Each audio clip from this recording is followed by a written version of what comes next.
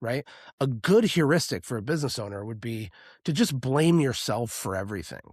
And it's not logically true because there are external problems that happen, but it's just a better rule of thumb, right? So if your employees are bad, then you just say, what did I do wrong? How can I fix this, right? If your leads aren't big enough, be like, well, I'm not good at marketing. If you do that, you'll level up way faster. Yeah. I heard a really good quote yesterday, actually, which was I'm going to butcher this, but it was basically like the person who blames others has a long way to go. The person who blames themselves has almost arrived. And the person who blames no one is there. Something like that, right? That's good. I like that. Yeah, yeah.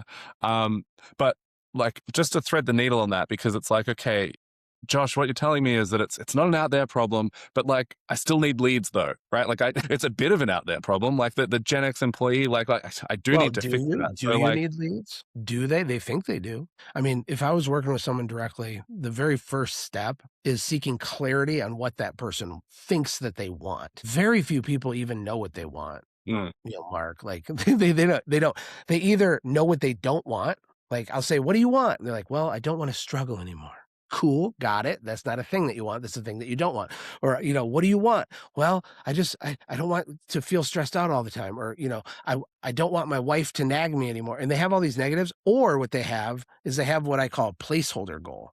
I'm like, what do you want? And answer this, Mark. What do like 8 out of 10 small business owners say that their goal is with their home service company? probably $1 million. You nailed it. And I Yeah. knew that you'd say that because that's what people do. So like everyone thinks that's what they're supposed to want.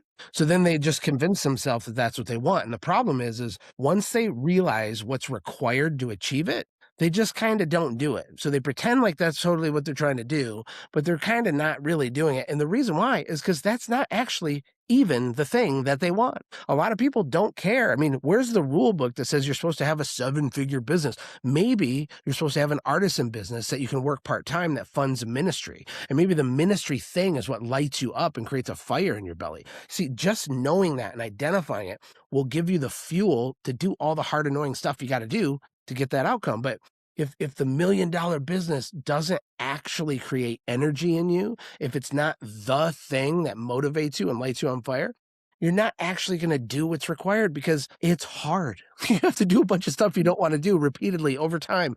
Like you get stabbed in the back, you get stabbed in the front, like bad things will happen. You'll waste money. That's normal. So step one, get clear on what you actually want. Then we can determine if you need more leads or not. A lot of small businesses really don't. In a lot of cases, you can double the size of a company without even getting more leads. And if we can't double the size of the company, it's not particularly difficult in most cases to double or triple the size of their personal take-home profit also without getting more leads.